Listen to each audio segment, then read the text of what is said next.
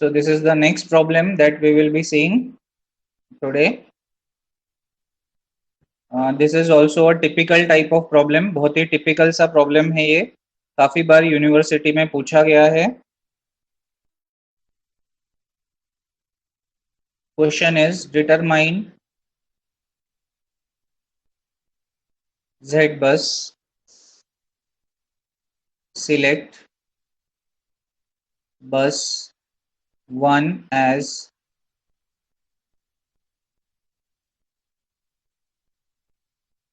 रानी अड़े आप क्यों ये अटेंड बस 1 एज रेफरेंस. ये एक टिपिकल टाइप ऑफ प्रॉब्लम है, बहुत ही टिपिकल सा प्रॉब्लम है ये. इसमें हमें क्या बताया जा रहा है? हमें ये बताया जा रहा है कि हमें ये एक प्रॉब्लम दिया हुआ है, डायग्राम दिया हुआ है, ठीक है. इस डायग्राम के हिसाब से हमने जेड बस बनाना है, पर यहाँ पे डायग्राम में कहीं पे भी जनरेटर नहीं दिख रहा है आपको, है ना. जनरेटर अगर नहीं दिख रहा है तो आप रेफरेंस किसको लोगे, है ना, क्योंकि जनरेटर जनरली जनरेटर रहा तो हम जनरेटर को 0 लेके रेफरेंस लेते हैं और फिर उस तरीके से आगे सॉल्व करते हैं. बट यहाँ पर रेफरेंस नहीं है, तो जिन्होंने प्रॉब्लम सेट किया उन्होंने ही बताया कि रेफरेंस किसको कंसिडर करना है, ठीक है. अगर क्वेश्चन पेपर में ऐसा प्रॉब्लम आए और ये लाइन वहां पर न दिया रहे, ठीक है, कौन सा लाइन, सिलेक्ट बस 1 एज रेफरेंस, ये लाइन अगर न हो तो हमने क्या करना चाहिए, तो हमने हमारे मन से किसी को भी रेफरेंस ले सकते हैं. आइदर 1 को ले सकते हैं, 2 को ले सकते हैं, 3 को ले सकते हैं या 4 को ले सकते हैं.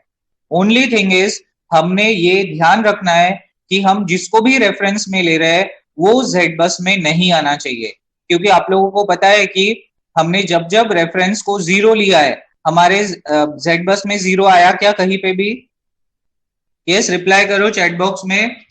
हमने जो अभी तक 2 प्रॉब्लम किए थे सबसे स्टार्टिंग में, जब हमने 0 एज अ रेफरेंस लिए थे तो 0 जेड बस में आया था क्या?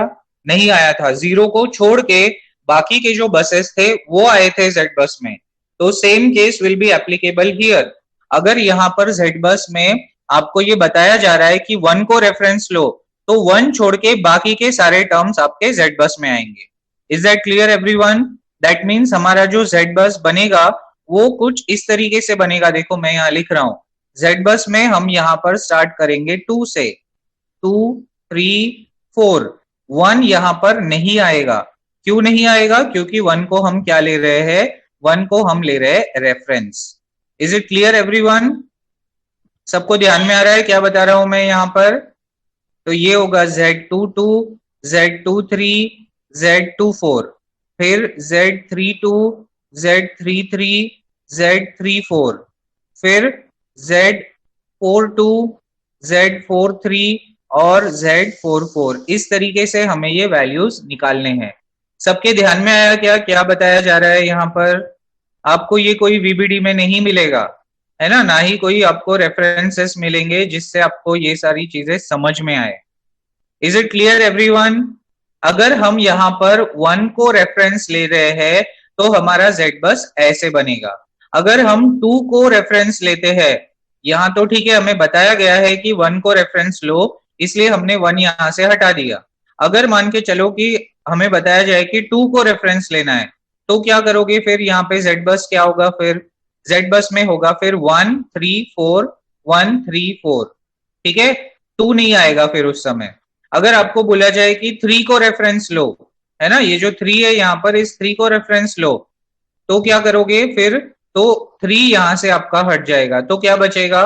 1 2 4 1 2 4. अकॉर्डिंगली फिर ये पूरा नॉमेंक्लेचर बदल जाएगा. Is that clear everyone? सबको ध्यान में आया क्या बताया मैंने? सबके ध्यान में आया या किसी को कुछ डाउट है? अगर किसी को कुछ डाउट है तो क्लियर कर लो, ठीक है, क्योंकि ये कहीं पे भी वीबीडी में नहीं मिलेगा आपको. और सबको पता है आप लोग कितना एक्सटेंसिव यूज करते हो वीबीडीज का, right? So you will not get this in any VBD, so you have to be careful. 1 बोला है इसीलिए आपका जो जेड बस है, ओके, योगेश्वरी रिपीट करने बोल रही है, ठीक है. So Yogeshwari please check the question. Question में क्या बताया गया है? डिटरमाइन जेड बस, सिलेक्ट 1 एज रेफरेंस. 1 कहां पर है? ये 1 यहां पर है. तो जेड बस जब आप बनाओगे तो जेड बस में रेफरेंस छोड़ के बाकी के बसेस आएंगे। ओके, बाकी के बसेस कौन कौन से है? 2 3 4, इसीलिए हमने यहाँ पर क्या लिखा? 2 3 4 2 3 4। ठीक है, अगर मान के चलो कि क्वेश्चन में आए कि सिलेक्ट बस 2 एज रेफरेंस, तो 2 रेफरेंस हो जाएगा, तो बचेगा कौन? 1 3 4, तो यहाँ पर क्या आएगा? 1 3 4। अगर हमें बोला जाए कि 3 को रेफरेंस लो, तो बचेगा कौन?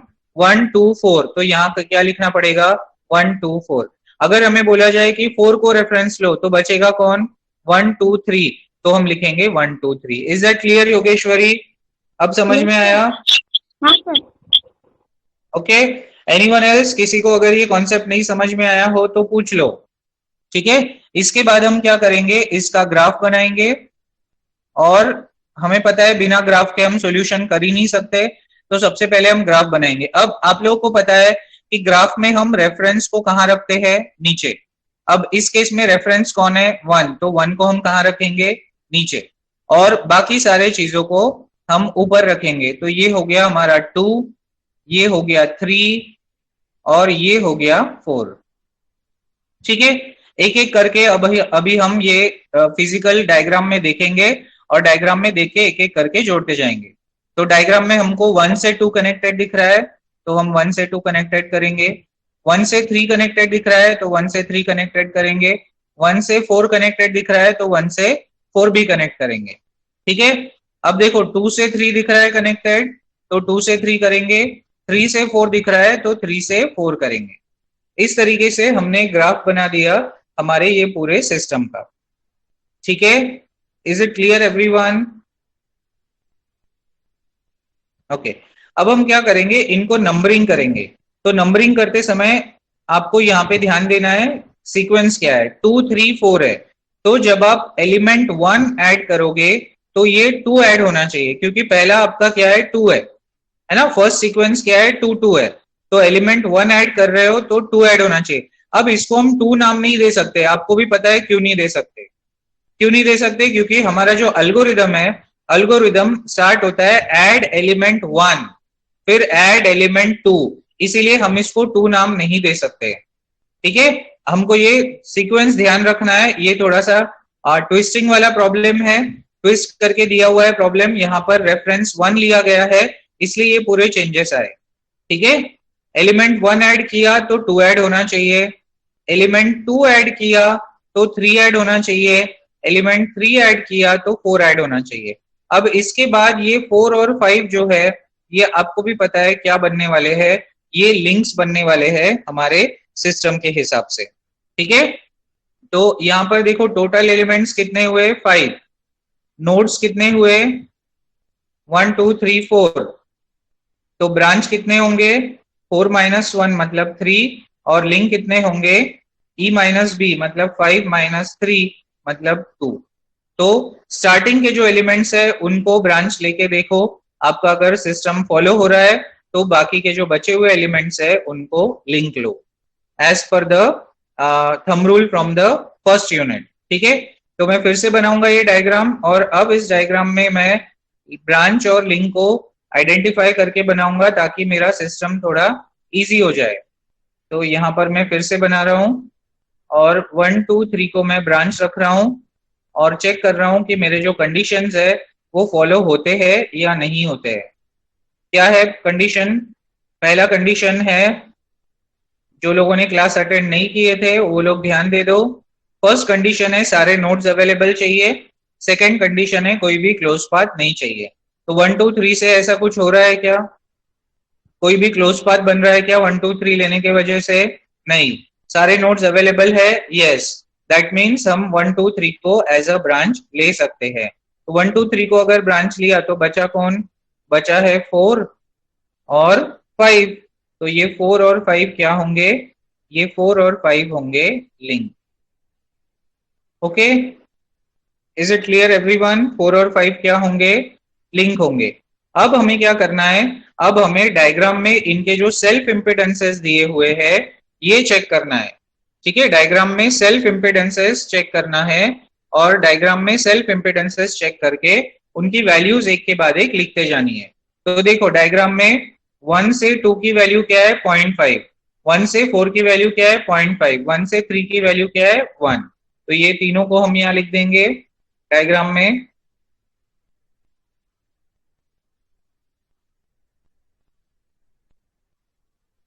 So this will be 0.5, this will be 0.5 and this will be 1.0। ठीक है, उसके बाद 2 से 3 क्या दिया हुआ है, 2 से 3 चेक करो, 2 से 3 और 3 से 4 दोनों 0.4 है। तो यहाँ पर मैं लिखूंगा 2 से 3 0.4 और 3 से 4 भी 0.4। Okay, is that clear everyone? अब हम इसको सॉल्व करना स्टार्ट करेंगे। ठीक है, अब हमारे पास ये प्रॉब्लम जो है सॉल्व करने के लिए जितने चीजें चाहिए वो सारी चीजें हमारे पास अवेलेबल हो चुका है। तो अब हम इस प्रॉब्लम को सॉल्व करना स्टार्ट करेंगे।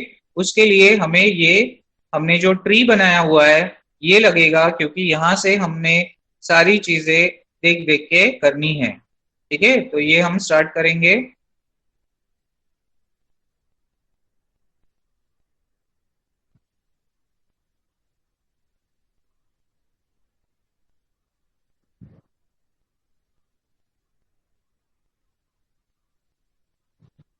Okay, so we are ready with our everything. Now we will start the solution one by one. तो सबसे पहले हम लिखेंगे step 1, add element 1. What is element 1? Which is a branch. Okay. P is equal to 1 and Q is equal to 2. ठीक है, also here P is a reference node, क्योंकि ये question में गिवन था। P क्या है? P is a reference node. Why? Because it is given in the problem. तो जब P reference node होता है तो हम पहला फॉर्मूला जो है वो नहीं लगाते हैं, है ना। फर्स्ट फॉर्मूला क्या है? ZPI is equal to ZQI।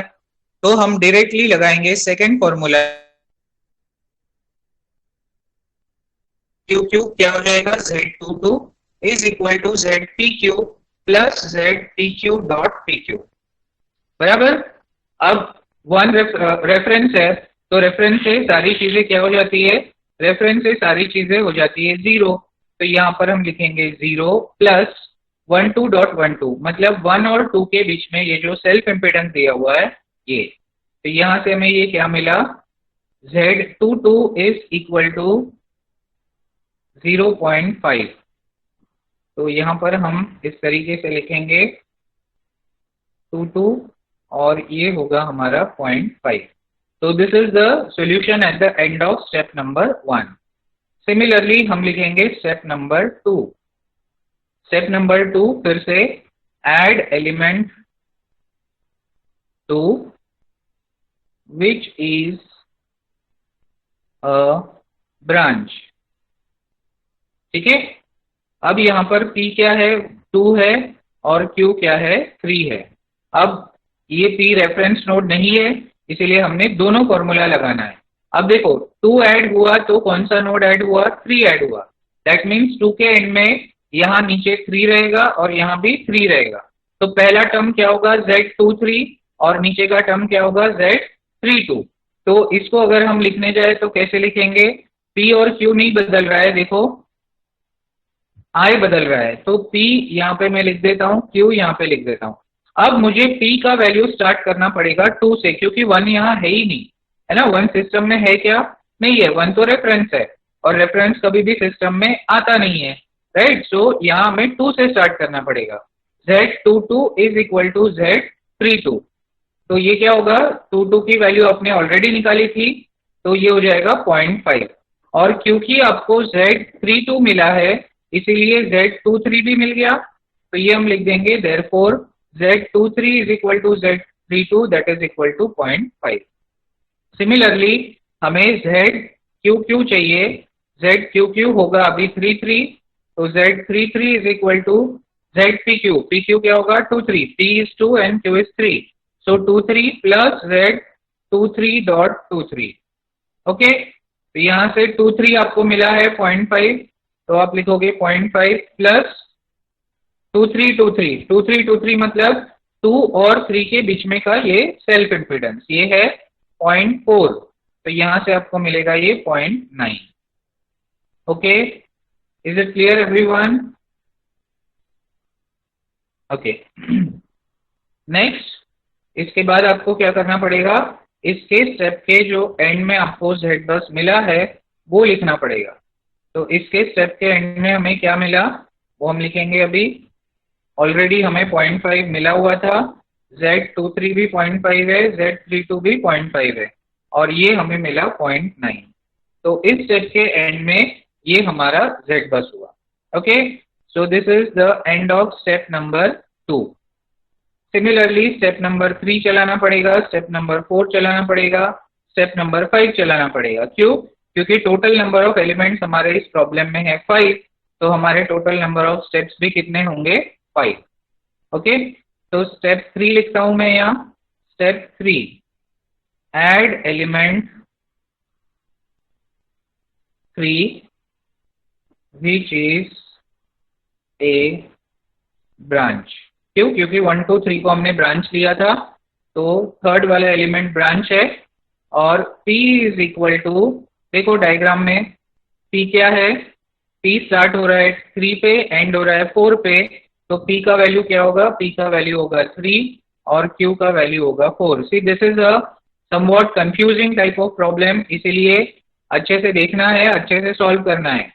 अगर प्रॉब्लम अच्छे से करोगे तो कोई इश्यूज नहीं, आपका सॉल्यूशन आपको मिलते जाएगा, नहीं करोगे तो गड़बड़ होते जाएगा। ठीक है, so we will start here. P I is equal to Q I, तो P I is equal to Q I मैं लेता हूं इस तरीके से। P है 3 और Q है 4, I को मैंने लिया 2, सो पहला टर्म हो जाएगा 32 इक्वल टू 42। 32 क्या है? देखो यहाँ से ऑलरेडी मिला हुआ है 0.5, तो यहाँ से आपको ये मिलेगा। नेक्स्ट इज 3 मैंने क्या किया, 3 P का वैल्यू है और I का वैल्यू मैंने 3 ले लिया, तो ये हो गया 3 इक्वल टू 3 क्या मिला है? 3 मिला है 0.9, तो यहाँ से आपको ये क्या मिल जाएगा? 0.9। ठीक है, और ZQQ का वैल्यू क्या होगा? 4। ये दोनं ऑफ डायगोनल टर्म हुए। अब डायगोनल टर्म के लिए दूसरा फॉर्मूला, तो ये है 34 प्लस Z34.34। 34 की वैल्यू अभी मिली है, 43 मिली है, मतलब 34 मिली है 0.9, प्लस 34 मतलब ये 3 और 4 के बीच में ये जो सेल्फ इम्पिडेंस दिया हुआ है ये, तो इसका वैल्यू क्या है? 0.4। तो यहाँ से आपको 4 का वैल्यू मिलेगा 0.9 plus 0.4, 1.3। So in this way you will get the value of Z44 as 0.3। तो इसके स्टेप के एंड में आपको क्या मिलेगा? इसके स्टेप के एंड में आपको Z बस बनाना पड़ेगा। So let us make the Z bus। So Z bus will be equal to 2 और 3 इसके पहले वाले स्टेप में था, वहां से देख के लिखेंगे। अब 4 ऐड हो जाएगा। ठीक है, so that we will write here। So 0.5 then 0.5 then 0.9, ये इसके पहले वाले स्टेप से आया हुआ है। अब इस स्टेप में 4 ऐड हो गया, तो हमें मिला 2 4 क्या है? देखो ये है 4 2 या 2 4 सेम है। 0.5, ये 0.5 है तो ये भी 0.5 हो गया। ये मिला 0.9, तो ये भी हो गया 0.9, और ये मिला 1.3। सो इस तरीके से स्टेप नंबर 3 के एंड में हमें क्या मिला? स्टेप नंबर 3 के एंड में इस तरीके का Z बस मिला। Is that clear everyone? सबको समझ में आ रहा है? यहाँ पर रेफरेंस 0 नहीं है, रेफरेंस 1 है, इसीलिए एक एक से हम आगे बढ़ते जा रहे हैं। ठीक है, अगर रेफरेंस 0 होता तो हमारे सिस्टम में 1 अवेलेबल होता, बट क्योंकि रेफरेंस ही 1 है तो हमारे सिस्टम में 1 अवेलेबल नहीं होगा। 1 के जगह पे 1 से हमें 1 के जगह पे 2 होगा, 2 के जगह पे 3 होगा, 3 के जगह पे 4 होगा। ओके, बट एलिमेंट को जो नंबरिंग करोगे वो 1 से ही करोगे, एलिमेंट की नंबरिंग 2 से नहीं करोगे। Is that clear everyone? हो गया यहाँ तक? नेक्स्ट स्टेप में जाए, स्टेप नंबर 4 पे। स्टेप नंबर 4 पे जाए क्या? हो गया यहाँ तक? हो गया हो तो रिप्लाई करो स्टेप नंबर 4 पे। नेक्स्ट जाते हैं और स्टेप नंबर 4 और 5 के एंड में हमें आंसर मिल जाएगा।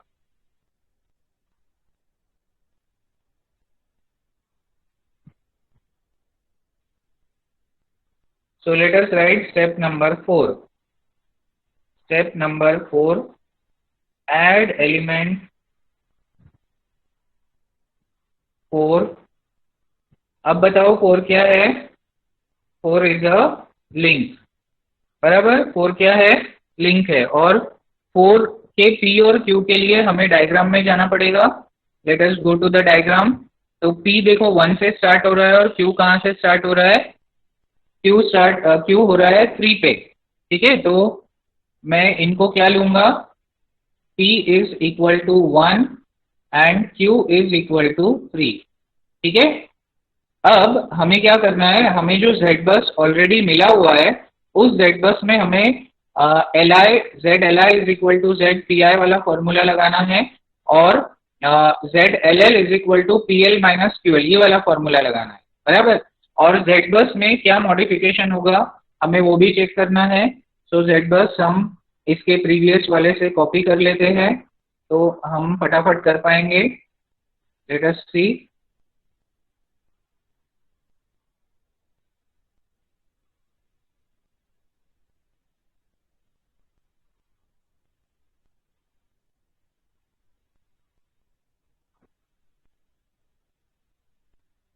ये इसके प्रीवियस स्टेप से आया हुआ Z बस है।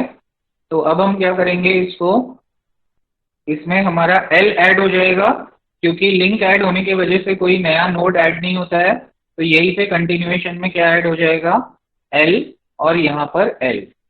तो पहला वैल्यू क्या होगा? Z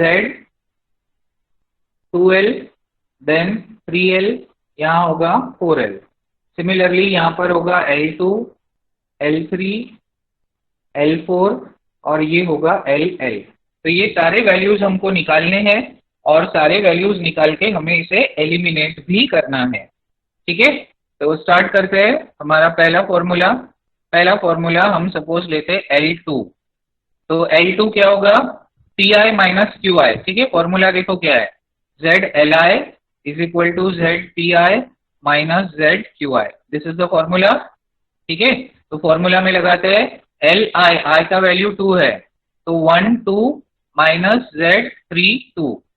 ठीक है, 1 2 क्या है? देखो 1 2 तो है ही नहीं, 1 यहाँ सिस्टम में ही नहीं है तो उसको हमें लेना पड़ेगा 0 माइनस 3 2 क्या है? 0.5। तो यहाँ से हमें ये क्या मिलेगा? Minus 0.5। Similarly ZL3 equal to Z13 minus Z33 is equal to, देखो 1 3 तो है ही नहीं तो उसको भी 0 लेना पड़ेगा, माइनस 1 3 0 है तो हम यहाँ 0 ले लेते हैं, माइनस 3 3 देखो क्या है? 3 3 ये है 0.9 तो यहाँ से ये हमें मिला माइनस 0.9। फिर L4 क्या होगा? Pi माइनस QI मतलब 1 4 माइनस 3 4 क्योंकि I 1 है और सॉरी P 1 है और I को हमने 4 लिया है तो 1 4। अब 1 4 सिस्टम में ही नहीं है तो 0 माइनस 3 4 क्या है? 3 4 है 0.9 अगेन। तो यहाँ से हमें ये फिर से क्या मिला? माइनस 0.9। और सिमिलरली LL का फॉर्मूला है ZPL। P क्या है? 1 तो ये होगा 1L माइनस ZQL। Q क्या है? 3 सो 3L प्लस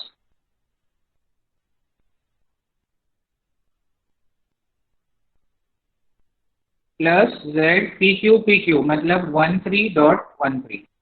ठीक है, 1 देखो है ही नहीं सिस्टम में तो ये होगा 0 माइनस 3L मतलब L3 वो मिला है माइनस 0.9 प्लस 13.13। इसके लिए हमें क्या करना पड़ेगा? डायग्राम में जाना पड़ेगा।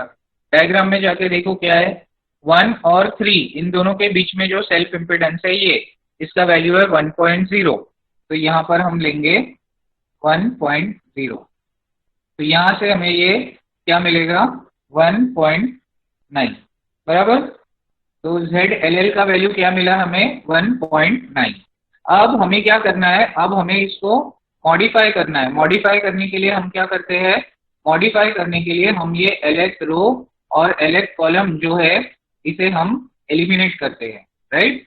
तो इसे हम एलिमिनेट करेंगे कैसे, यहाँ हम लिखेंगे, यहाँ से स्टेप स्टार्ट करेंगे हमारा।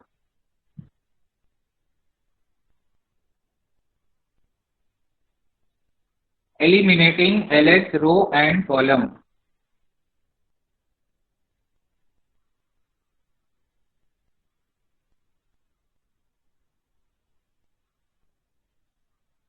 So if I eliminate LH row and column, I का वैल्यू हमें कहाँ से स्टार्ट करना पड़ेगा, 2 से, और J भी 2। तो इससे हमें क्या मिलेगा, Z22 new is equal to Z22 old minus Z2L multiplied by Z2L upon ZLL। ठीक है, तो यहाँ से हमें मिलेगा Z22 का न्यू वैल्यू।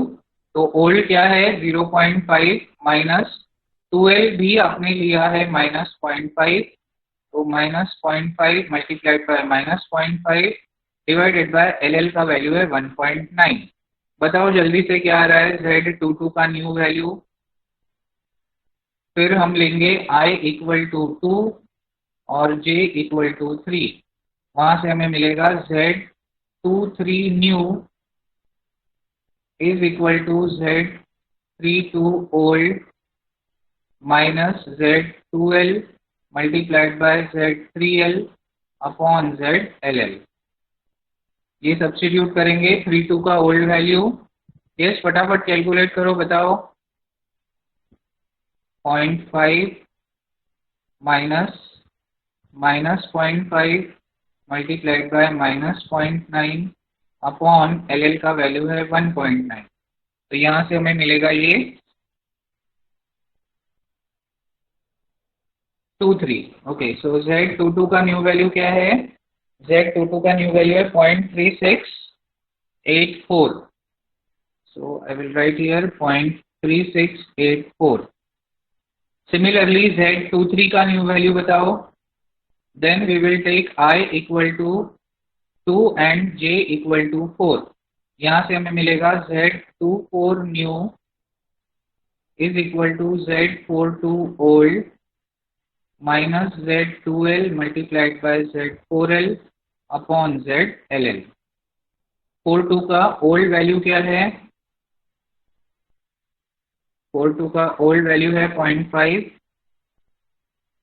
तो मैं यहाँ लिखूंगा 0.5 minus 12 is 0.5 multiplied by 4L is minus 0.9 upon ZLL is 1.9। तो ये Z23 का वैल्यू और Z, यस सर 0.3685 ना सर, 0.684 है। 85 राउंड ऑफ करके लिया होगा आपने, इसलिए 85 आ रहा है। 0.3684 is also okay, no problem. Okay sir, okay okay sir. Sir new value of Z23 अगर किसी का आया हो तो रिप्लाई करो, क्योंकि Z23 और Z24 दोनों सेम रहेगा, दोनों का फॉर्मूला सेम आया है, राइट। सो दिस इज 0.2631, तो ये भी होगा 0.2631। ओके, सो 24 तक पहुंच गए हम। नेक्स्ट सेट हम लेंगे। नेक्स्ट सेट क्या होगा हमारा, I equal to 3 and J equal to 3। तो यहाँ से हमें क्या मिलेगा, Z33 new is equal to Z33 old minus Z3L multiplied by Z3L upon ZLL। तो यहाँ से हमें मिलेगा Z33 का ओल्ड वैल्यू हमने सब्स्टिट्यूट करना है। 33 का ओल्ड वैल्यू क्या है, 0.9 है, राइट। सो 33 का ओल्ड वैल्यू हमने सब्स्टिट्यूट करना है 0.9 minus 3L। What is 3L? 3L is minus 0.9, so minus 0.9 multiplied by minus 0.9 upon 1.9। तो यहाँ से बताओ 33 का न्यू वैल्यू। उसके बाद I equal to 3, J equal to 4। तो यहाँ से आपको मिलेगा Z 3 4 का new value which will be equal to Z 4 3 old minus Z 3L multiplied by Z 4L upon ZLL। So 4 3 old देखते हैं क्या है। 4 3 old is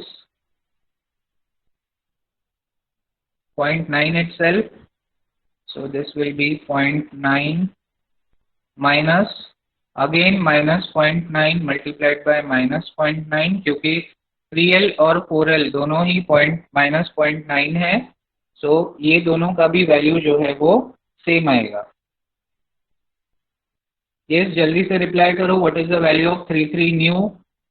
33 न्यू अगर एक बार मिल गया तो 34 न्यू भी मिल जाएगा, क्योंकि दोनों का फॉर्मूला सेम है 4736। सो ये दोनों का ही वैल्यू 4736 होगा, क्योंकि दोनों का फॉर्मूला सेम है। और फिर फाइनली I इक्वल टू 4 और J ऑल्सो इक्वल टू 4, ये सब्सटीट्यूट करोगे तो Z44 न्यू मिलेगा which will be equal to Z44 old minus Z4L multiplied by Z4L upon ZLL। 44 का ओल्ड वैल्यू क्या है? 44 का ओल्ड वैल्यू है 1.3, सो 1.3 minus 4L is minus 0.9 multiplied by minus 0.9 upon 1.9। तो यहाँ से हमें मिलेगा Z44 का new value. So in this way at the end of this step we will get Z bus new with a new set of values that we have to write here। ठीक है, 44 क्या आया बताओ?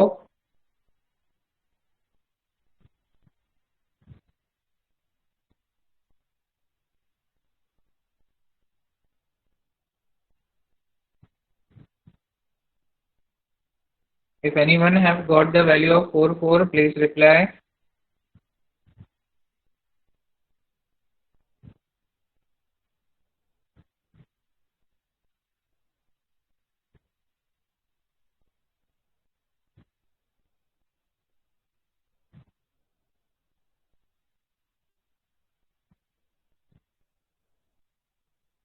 Okay, so the new value of 44 is 8736.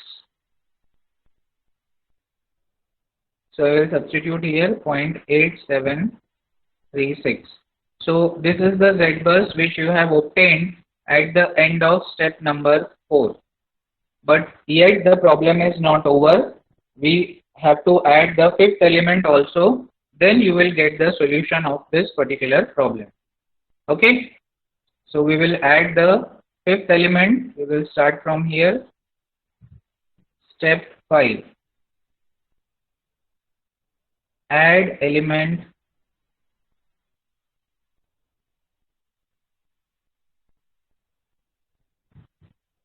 add element 5,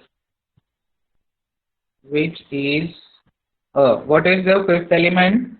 Fifth element क्या है? Branch है या link है? What is the fifth element?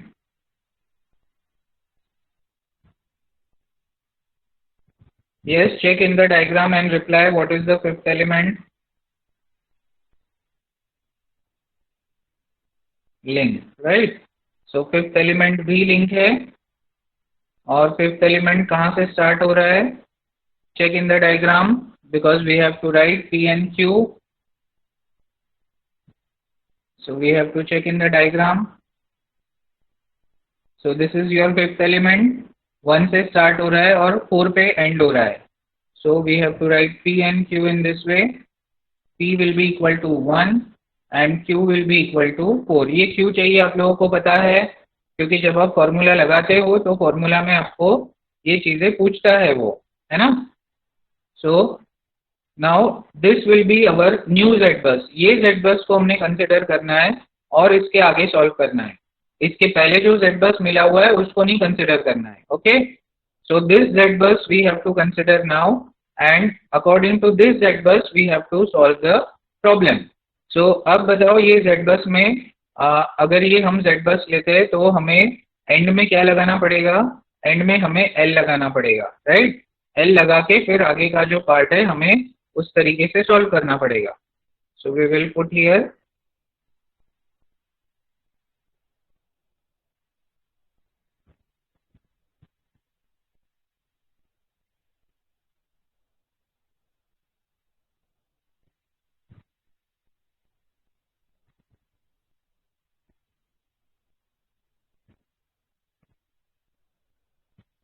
Okay. तो हमारा जो एल लगेगा वो कहाँ लगेगा? हमारा एल इसके एंड में लगेगा इस तरीके से और इसके नीचे लगेगा इस तरीके से. तो यहाँ पर हमें क्या निकालना पड़ेगा? Z2L, Z3L, Z4L. यहाँ हमें निकालना पड़ेगा ZL2, ZL3, ZL4 और ZLL. इतने टर्म्स हमने निकालना है. इतने टर्म्स निकाल के फिर हमारा ये स्टेप नंबर 5 एंड होगा. So we will solve this ताकि हम ये प्रॉब्लम को कंप्लीट कर पाए आज के लेक्चर में. सो एक के बाद एक हम स्टार्ट करेंगे. L2 से स्टार्ट करेंगे सबसे पहले. P हमारा 1 है, Q हमारा 4 है. तो हम स्टार्ट करेंगे Li से, L2 से. तो ये क्या होगा? 1 2 माइनस Z4 2. ठीक है. अब 1 तो है ही नहीं हमारे सिस्टम में तो ये सीधा 0 हो जाएगा. माइनस 4 2. 4 2 क्या है? 4 2 हमने निकाला है 0.2631. तो यहाँ से हमें ये क्या मिलेगा? माइनस 0.2631. देन L3, Li अभी I मैंने 3 लिया है तो P ऑलरेडी फिक्स है, P को चेंज नहीं कर सकते. I को चेंज करना है इस तरीके से. अब 1 हमारे सिस्टम में ही नहीं है इसलिए 0 हो जाएगा. देन 4 3 हमने क्या निकाला है? 0.4736. तो ये होगा माइनस 0.4736. उसके बाद ZL4 1 4 माइनस Z44 0 माइनस 4 का वैल्यू हमने अभी निकाला था 0.8736. तो यहाँ से हमें ये मिला 0.87 माइनस 0.8736. सिमिलरली हमें निकालना है ZLL. LL का वैल्यू होता है PL माइनस QL. PL मतलब 1L माइनस QL मतलब 4L प्लस Z14.14. ठीक है. अब 1L तो है ही नहीं इसलिए 0 हो जाएगा. माइनस 4L है माइनस 0.8736 प्लस 1414 के लिए हमें फिर से डायग्राम में जाना पड़ेगा. तो let us go back to the diagram. 1 और 4 के बीच में जो वैल्यू दिया है वो है 0.5. तो हम यहाँ पर लिखेंगे 0.5. यहाँ से हमें ये मिलेगा LL. बताओ LL का वैल्यू क्या आ रहा है? उसके बाद हम एलिमिनेशन स्टार्ट करेंगे और हमारा स्टेप्स लिखना स्टार्ट कर देंगे. LL का वैल्यू बता दो कितना आया है?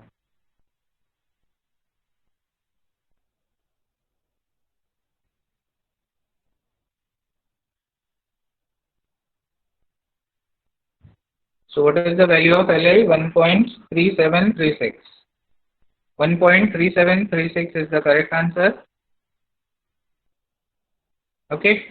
अब हम eliminating LH row and column लिखेंगे और हमारा जो सीक्वेंसिंग है वो स्टार्ट कर देंगे. So I equal to 2, J equal to 2 लेंगे सबसे पहले. तो यहाँ से हमें मिलेगा Z22 new is equal to Z22 old minus Z2L multiplied by Z2L upon ZLL. Z22 का ओल्ड वैल्यू क्या था? ओल्ड वैल्यू मतलब अभी रिसेंटली जो आपका Z बस आपको मिला है वहां से आपको 22 लेना है. ठीक है. So this is 0.3684. इसके पहले वाले जो Z22 है वो अभी खत्म हो गए, वो नहीं लेने हैं. ठीक है. 0.3684 minus 0.2631 multiplied by minus 0.2631 upon 1.3736. So this will give you the new value of Z22. So जिनका हो गया है वो रिप्लाई करो Z22 का new value. Then we will take the combination I equal to 2 and J equal to 3. So from this combination we will get Z23 new is equal to Z32 old minus Z2L multiplied by Z3L upon ZLL. Value substitute करेंगे और answer निकालेंगे. Z22 new क्या आया है, reply करो. Z22 new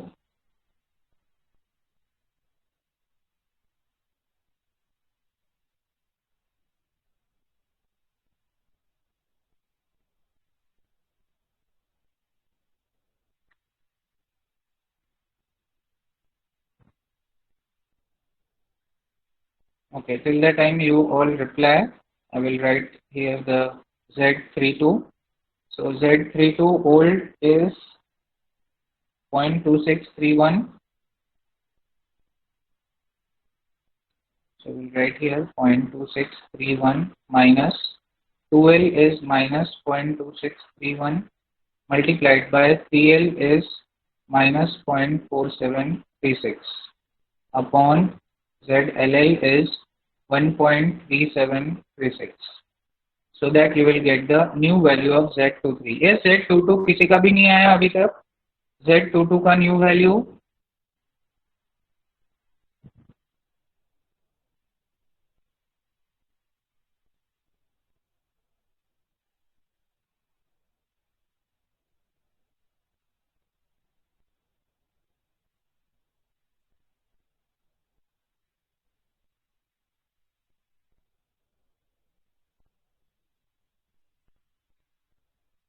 okay, Z22 का new value है 0.3180 is the correct answer.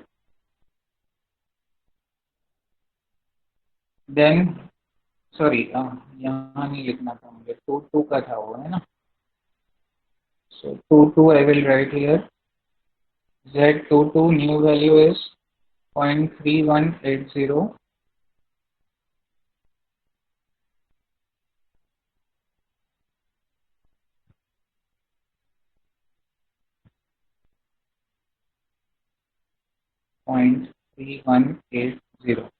Then next value is of Z23 new. 23 new निकालो. 42 old is 0.2631 again. So this will be 0.2631 minus 2L is minus 0.2631 multiplied by 4L is minus 0.8736 upon LL is 1.3736. Okay, so 23 is 0.1723, right? So this is the correct answer. So similarly, you can calculate the value of Z24 new. Then I is equal to 3, J also equal to 3. So from this combination, we will have Z33 new is equal to Z33 old minus Z3L multiplied by Z3L upon ZLL. So from here we will get V3 old value is 0.4736 minus 3L is minus 0.4736 multiplied by minus 0.4736 upon 1.3736. Okay, Z24 is 0.0957 is the correct answer. 0.0957. Then you can calculate the value of Z33 new. So Z33 new will be calculated in this way. We have already written the formula. Then we will take I equal to 3 and j equal to 4. So we will get Z34 new is equal to Z43 old minus Z4L, sorry, 3L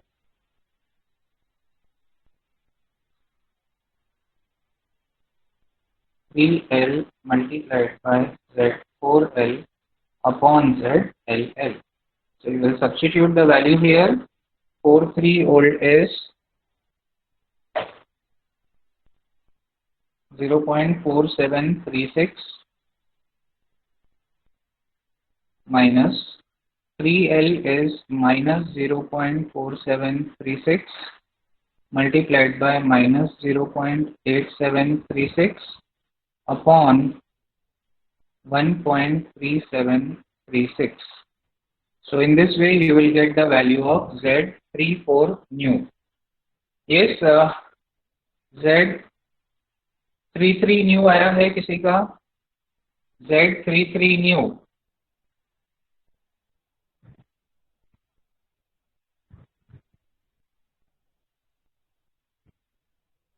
three new anyone has got?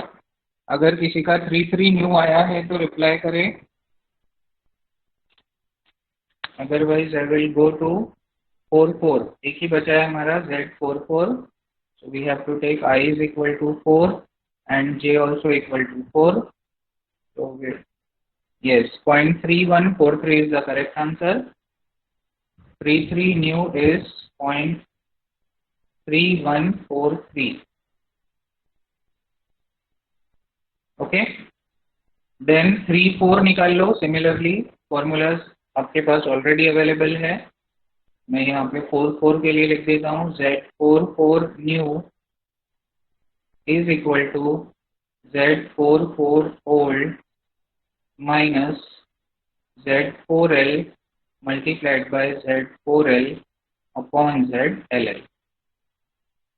So this will be 44 का old value है 0.8736 minus 0.8736 multiplied by minus 0.8736 upon LL. LL है 1.3736. Okay, so 33 का value 0.3103 है. So we will make a change here. 0.31, it's 03. It's not 43. It's 03. Okay. 3-4 new आया है किसी का? 3-4 new I will write here 1723. So this is the value of 3-4 new 0.1723 और 4-4 का value है 0.3179. So that's the correct answer, 0.3179. So in this way we have got all the values which are required to write the Z bus changes in the Z bus. So Z bus new is equal to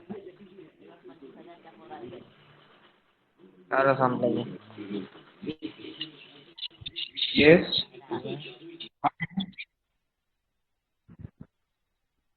Videsh, any problem?